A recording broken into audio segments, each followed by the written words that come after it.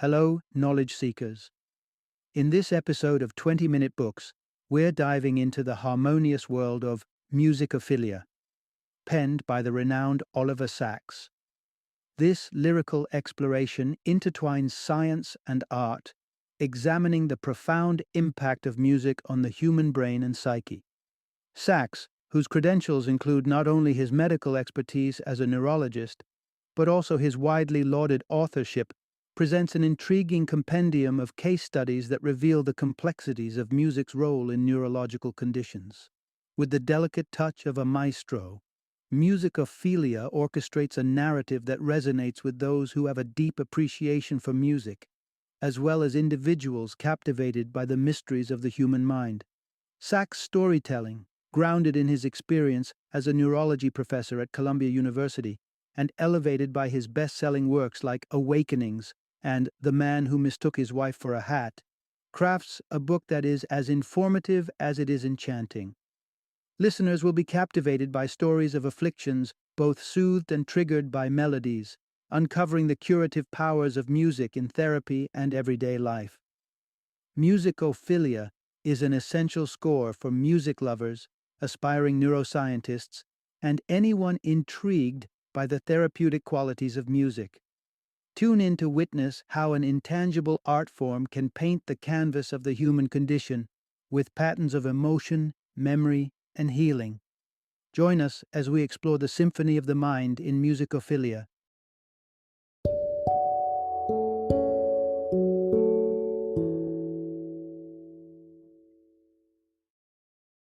Musicophilia, Tales of Music and the Brain. Introduction. Unveiling the mysteries of music and the mind. Music is a force that knows no boundaries, a true universal language that resonates with souls across the globe. For most, it's a source of joy, a medium of expression, and even a pathway to transcendence. But what happens when this melodious friend starts playing tricks on the mind? Let's have an auditory adventure to discover how music can be both a healer and a trickster within the intricate labyrinths of our brains. Welcome to the land of Musicophilia, where the love for music is so powerful it can stir up a symphony of neurological wonders and nightmares. We'll journey through tales of individuals who experienced music's extraordinary effects, from reviving lost words to instigating vibrant visual spectacles. Picture this: you're lost in your favorite melody, only to be greeted by an explosion of colors, painting the world as you hear each note. It's a real phenomenon for some, and it's just one of the many quirks we'll uncover. But music's influence isn't all rainbows and harmonies. It can also be a source of deep disturbance. Imagine being haunted by incessant, imaginary music, or feeling your very nerves dance uncontrollably to an unseen rhythm, leading to seizures. Yes, music can hold the mind captive in the most unanticipated ways. And then there's the curious case of creative jolts from the blue, quite literally. Struck by lightning, a person might arise not with a superhero cape, but with newfound musical inspiration. It sounds like fiction, but our exploration will reveal these truths to be just as fantastic as any tale. Prepare to delve into the curious conundrums and miraculous stories that illustrate music's profound impact on our neural pathways and daily lives.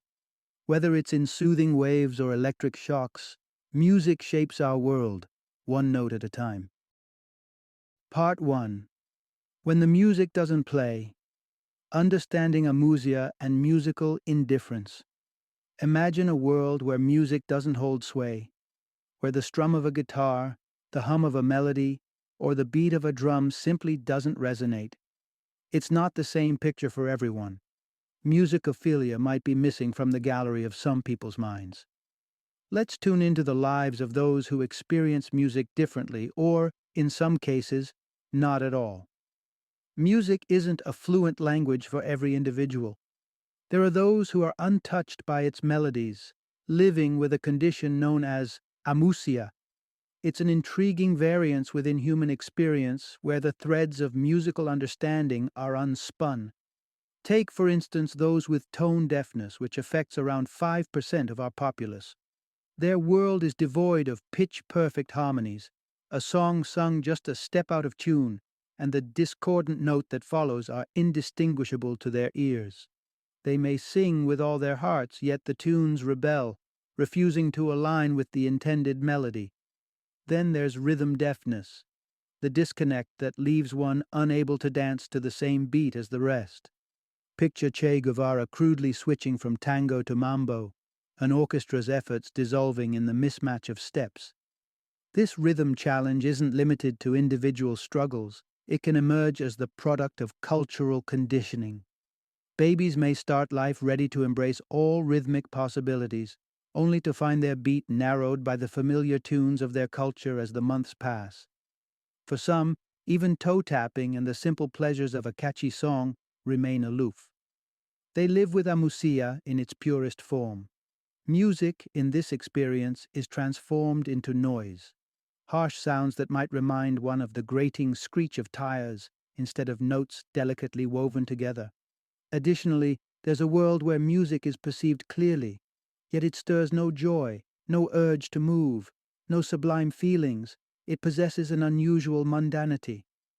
This was the world inhabited by minds like Charles Darwin and Sigmund Freud, who, despite their contributions to humanity's understanding of itself, found music a language that didn't speak to them.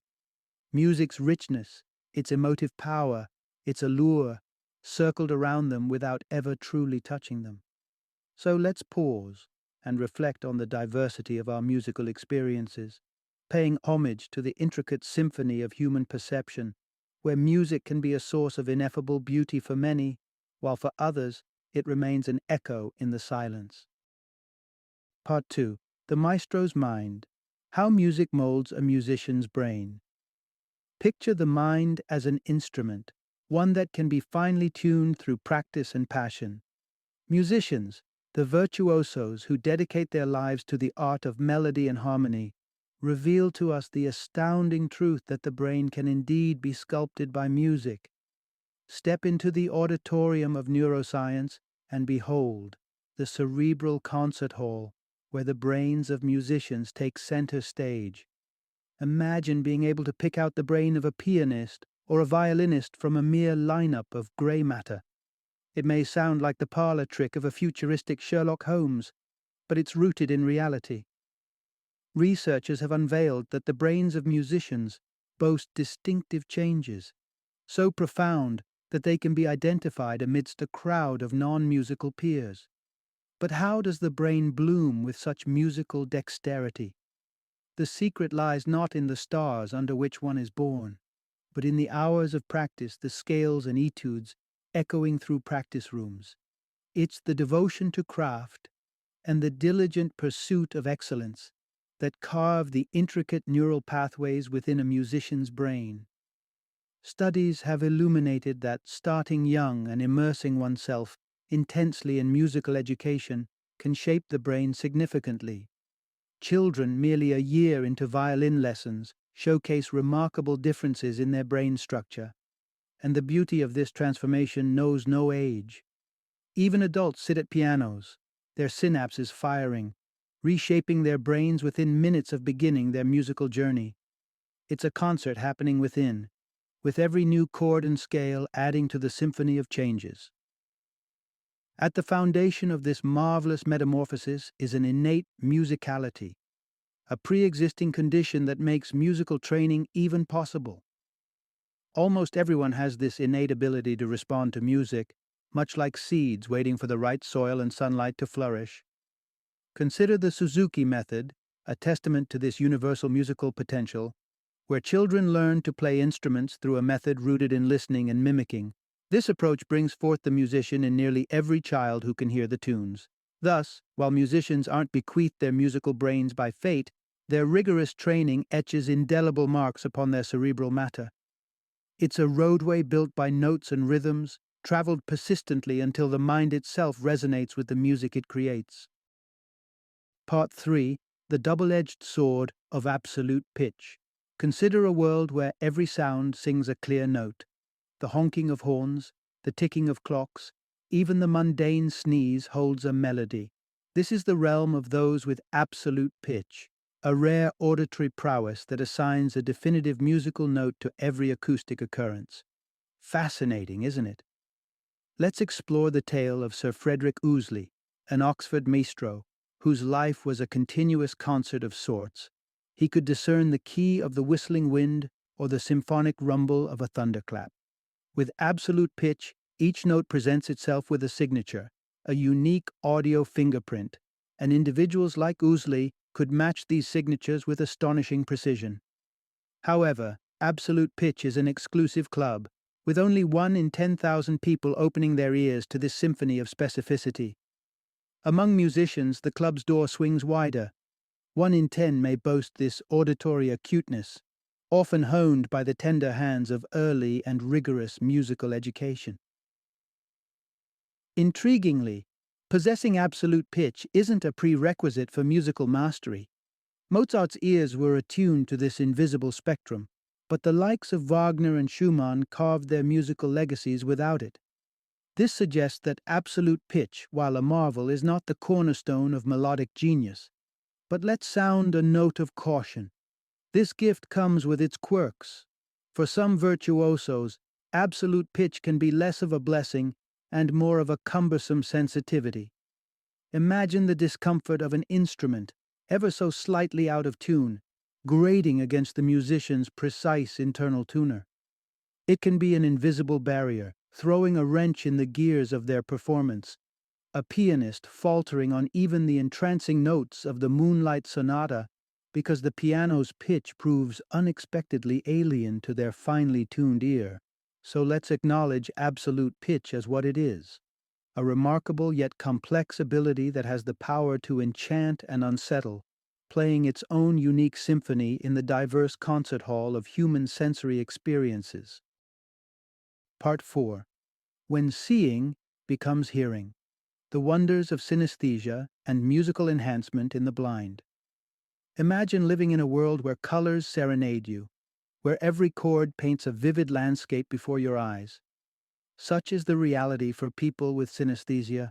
For them, the senses mingle in a beautiful cacophony, with music and colors interweaving in an extraordinary way. Synesthesia is a fascinating condition where stimulation of one sensory or cognitive pathway leads to automatic, involuntary experiences in a second pathway. To a synesthete, a sharp note might appear as a splash of turquoise, or a somber melody could unfold into a tapestry of grays. It's a perceptual phenomenon that knows no boundaries between sight and sound, and in the realm of music, it gifts some with a truly unique creative edge. Consider David Caldwell, a composer for whom the keys of the piano aren't merely black and white, but shades of crimson, azure, and gold. For Caldwell, colors are his musical compass, guiding him as he composes, ensuring the pieces he produces are vibrant auditory masterpieces. On another note, there's a group for whom the world is enveloped in perpetual night, yet their auditory landscape is richly illuminated. Individuals who are blind. These virtuosos of the void often cultivate an exceptional musical sensibility, flourishing without formal instruction. It's as though the silent canvas of their unseen world is filled with the melodies and harmonies that others might overlook. Research unveils a mind's adaptability, the brain's remarkable ability to reroute its resources. When vision fades into the background, the brain's visual cortex doesn't sit idle. Instead, it repurposes itself, joining forces with the auditory system to elevate the sense of sound. Such synaptic reshuffling paints a new portrait of the world, one where blind musicians wield an impressive advantage, with a staggering 60% possessing absolute pitch, compared to the mere 10% of their sighted counterparts. Moreover, the loss of sight can sometimes trigger the enchanting emergence of synesthesia. The brain, ever flexible, rewires, bridges the gap between senses, and introduces a select few to a world where music can not only be heard, but seen in mesmerizing chromatic splendor. Embark on this sensorial odyssey, where for some the curtain of darkness or the blend of senses becomes not an obstacle but a muse, spinning silence and sight into symphonies that resonate beyond the realm of the ordinary. Part 5. A melodic paradox. the exceptional musicality in minds with disabilities. Take a moment to challenge your preconceptions. Must one possess keen intelligence to navigate the complexities of music? The world has seen that musical prodigies need not fit into the conventional molds of intellectual prowess. In fact, some of the most extraordinary musical talents emerge from the minds of those with intellectual disabilities, revealing an enduring mystery within the symphony of human abilities. Savant syndrome delivers this enigma, where intellectual disabilities exist alongside inexplicable talents, most commonly in music. Picture Martin, a man with an intellectually disabled label, yet gifted with a phonographic memory that holds an entire opera house within. Over 2,000 operas dance at his command. Each note, each score for every instrument and vocal part readily recalled and flawlessly executed. Under the author's scrutinizing eye, Martin shone with a near-perfect recall, singing or transposing pieces he'd just been introduced to, showcasing a realm where intellectual measure falls flat. Such astonishing abilities often stem from the brain's unique wirings, the left hemisphere's restrictions lifted, freeing the right side's musical potential to blossom unbounded. The realm of logic and language might be clouded, but the world of melody and rhythm is illuminated with profound clarity. Then, there's the extraordinary case of individuals with Williams syndrome, a rare genetic condition sprinkled across the human tapestry at the rate of 1 in 10,000. They navigate life with hearts made fragile by defects, their intellectual capacities constrained, yet their musical sensitivity and affability know no bounds. Studies reveal that their brains engage a broader network when it comes to music, making them virtually bewitched by melodies. Take Gloria Lenhoff, for instance, a young woman cradled in the arms of Williams syndrome. Her mind's numerical understanding is as fleeting as a shadow, and yet when it comes to operatic arias, she's a polyglot. Her voice caressing lyrics in over 30 languages. It's a jarring juxtaposition. The simplicity of arithmetic lost, but the labyrinthine structures of music navigated with grace. In these individuals, music emerges neither from learned knowledge nor academic acumen. It is as if their neurons are strung like the strings of a violin, resonating with an innate understanding that transcends intellectual barriers, reminding us all of the boundless and mysterious capacities housed within the human brain. Part 6. When Music Moves, the Healing Rhythms for Movement Disorders. Let music be your therapy, your guide to an orchestrated wellness where rhythm reigns as a healer. This isn't just a suggestion for a lively workout playlist, it's also a scientifically backed remedy for some of the most challenging movement disorders known to medicine. Dive into the world of Tourette's syndrome, a condition marked by unexpected tics and vocalizations, a world often punctuated with fits of involuntary movement. Yet within this chaotic choreography, music, especially genres that celebrate improvisation like jazz and rock, can be a balm. Take David Aldridge, a jazz drummer who harnessed the art of drumming to channel the chaotic energy of his Tourette's into a rhythmic harmony, proving the power of melody in restoring order to disorder. Similarly, Parkinson's disease, which hampers the graceful ballet of our daily movements, finds an unlikely ally in music. Sufferers find sanctuary in the steady beat of a tune, which often allows them to bypass their tremors and stiffness and rediscover motion. For patients like Francis D., music's effect rivals that of medicine, its harmonious drapes smoothing out the wrinkles in their movements and granting them temporary liberation from their symptoms. Music's reach extends further to those paralyzed by a stroke or immobilized by an accident. Sometimes the affected limb, though physically intact, lies dormant, its function forgotten by the brain. Here, music steps in as an auditory cue that resonates with the motor system, injecting life back into limbs left lifeless. Take the patient in a nursing home, once bound to stillness by a hip fracture. The rhythmic pulses of Irish jigs became her physiotherapy, the cadence of the tunes luring her leg back into motion, note by note. With repeated exposure to this stimulating music, She not only rekindled the use of her leg, but regained her ability to walk, a testament to music's rehabilitative magic. So, take note.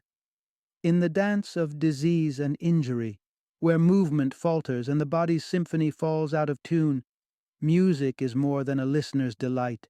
It is a conductor, summoning the body back to the stage of life, guiding it to perform once again with fluidity and grace.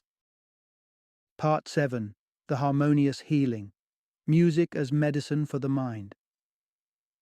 Amidst the echoes of a world at war, a healing melody arose, a song of solace for soldiers bearing the deep scars of battle. Thus marked the humble beginnings of music therapy, an innovative approach interweaving the therapeutic qualities of music with the pursuit of individual healing.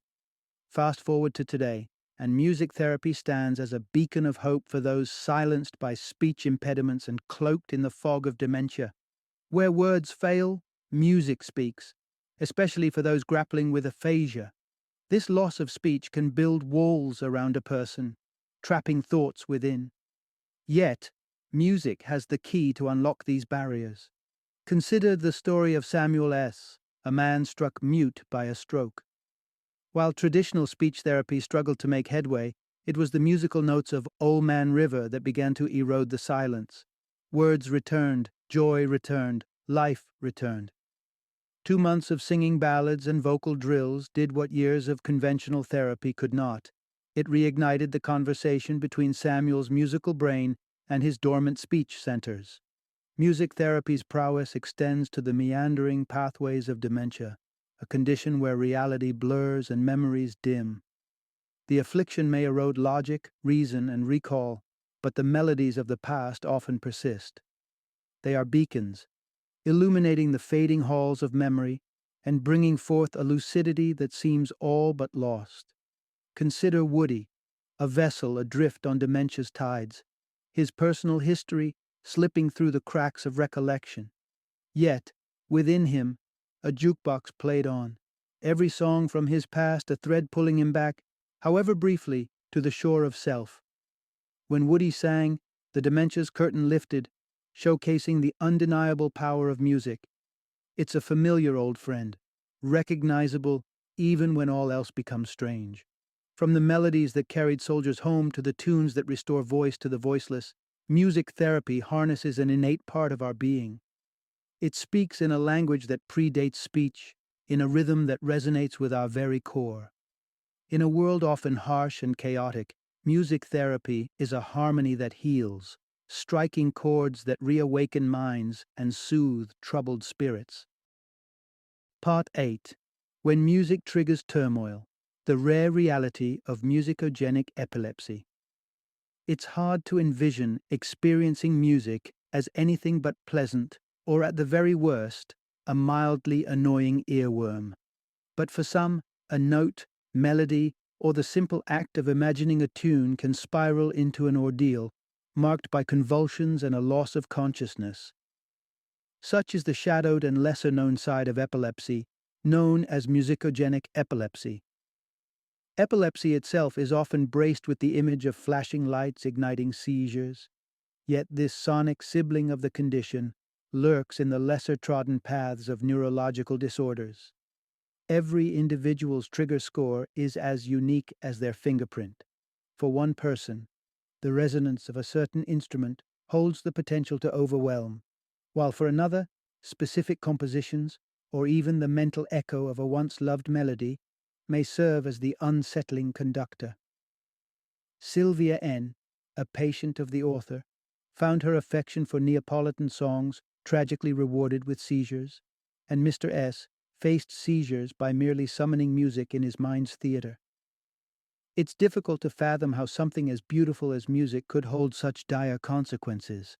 Such intense reactions can spur a profound aversion to music, a descent into musicophobia.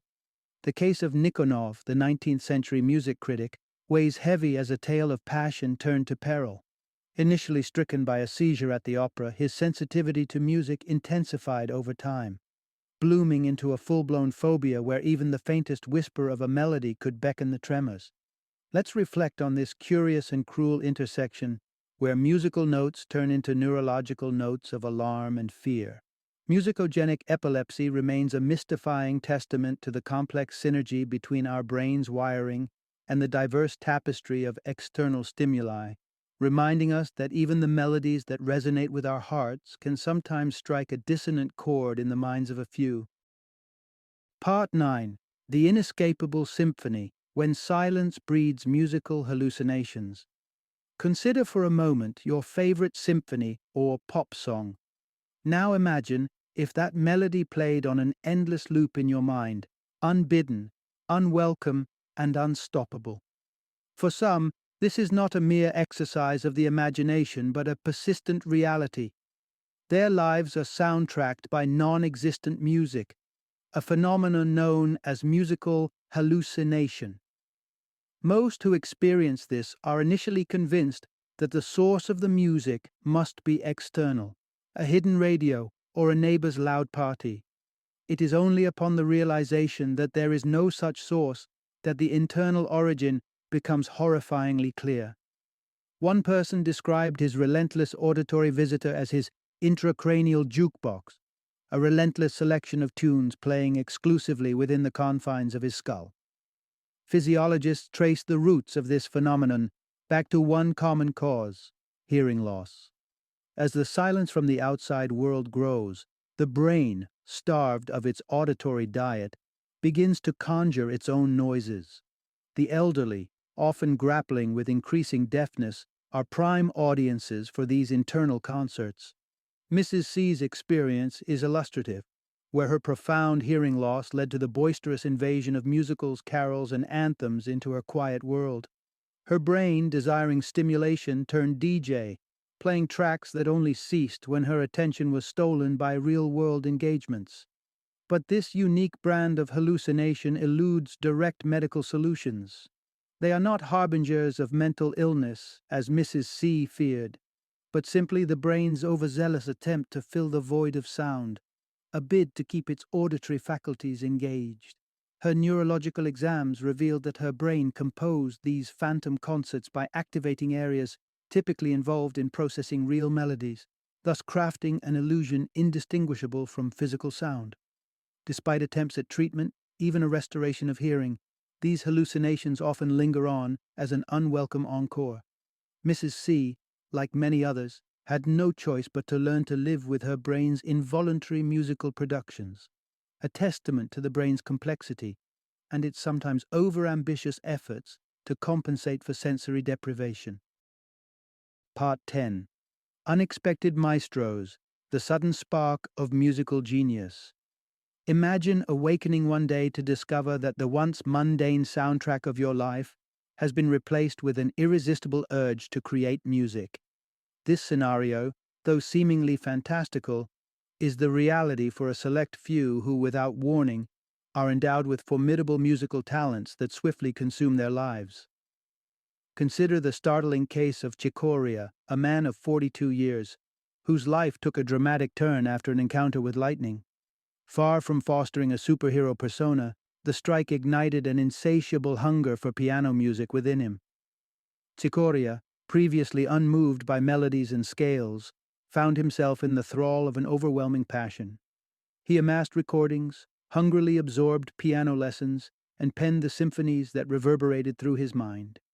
The thunderbolt had not just rearranged his cellular makeup but had rewired his desires.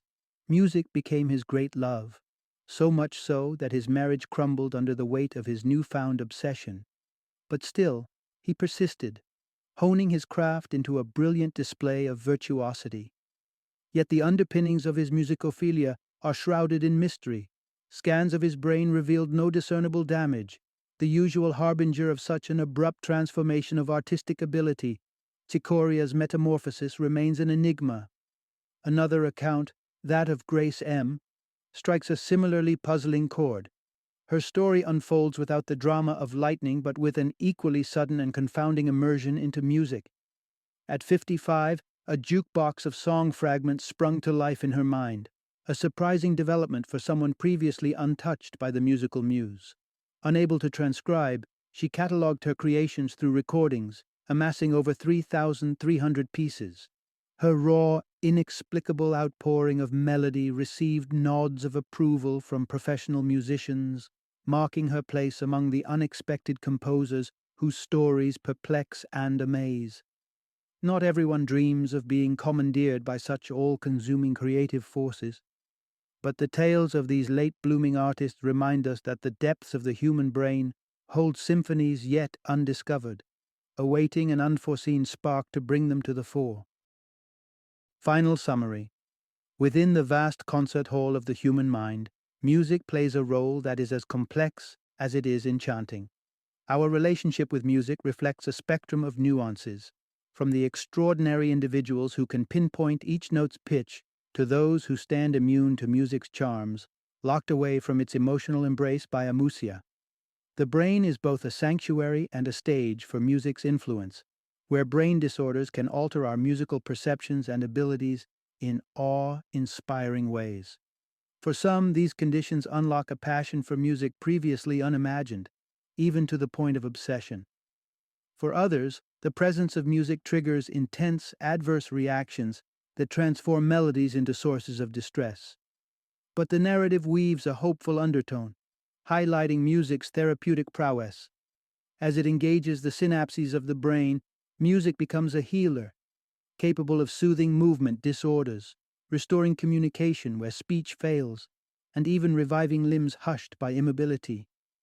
Through this odyssey of musical sensitivity and the mind's intertwining pathways, we learn that music holds not just the power to entertain, but to unlock hidden corners of the psyche, heal the body, and, at times, captivate the spirit beyond resistance.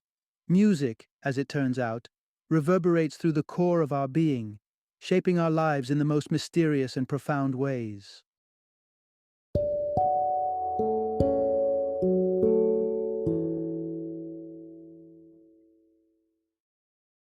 Thank you for joining me today on this journey of learning and discovery as we explored the insights of another thought-provoking book in our growing library of knowledge. If you've enjoyed our time together, please take a moment to follow our podcast, give us a 5-star rating, and share 20-minute books with other knowledge seekers. Your support truly means a lot. Don't forget to join me again in the next episode, where we will delve into another enriching book. Until then, happy reading and happy listening.